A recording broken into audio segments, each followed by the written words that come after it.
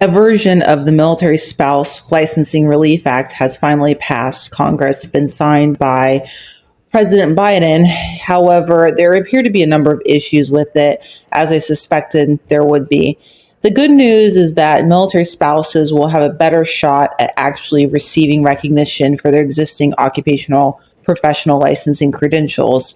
However, the bad news is there appear to be a lot of loopholes where states that don't want to cooperate can and will likely create unnecessary barriers to dodge having to follow the law. I've seen this already happen in one state where the law of the state is that they're supposed to recognize military spouse credentials, but still choose not to and have created their own additional rules. Rules really don't matter if they're not enforced.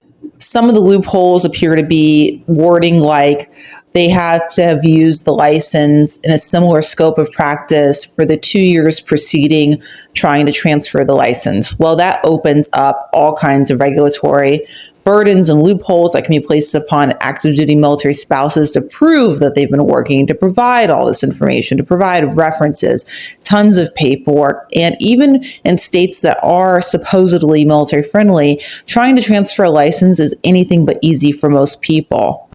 I've said before, and I'll say again, I think that everyone in America should be able to, once they obtain their license, simply transfer it to another state if they choose to relocate. It shouldn't be a special privilege just for active duty military service members and their families. This should be ubiquitous, but it's not. All of this power tripping that these states like to do, and it's all about money at the end of the day and control, really just contributes to bad outcomes in communities where there's a lack of licensed, credentialed professionals in occupations where they're critically short. I'm definitely going to keep my eyes open to see what more develops with this in the future and how states are implementing this.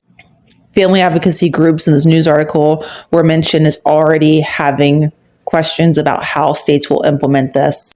The news article also mentioned something about this being a, quote, hassle, end quote. However, this is more than a hassle. These licenses and credentials not transferring from state to state, regardless of whether you're in the military or not, are a career ending for people. This issue is something that has been on the radar and a problem for decades now, but Congress has only decided to recently address this because of recruitment and retention issues within the military as a whole. And now they're scrambling to do something.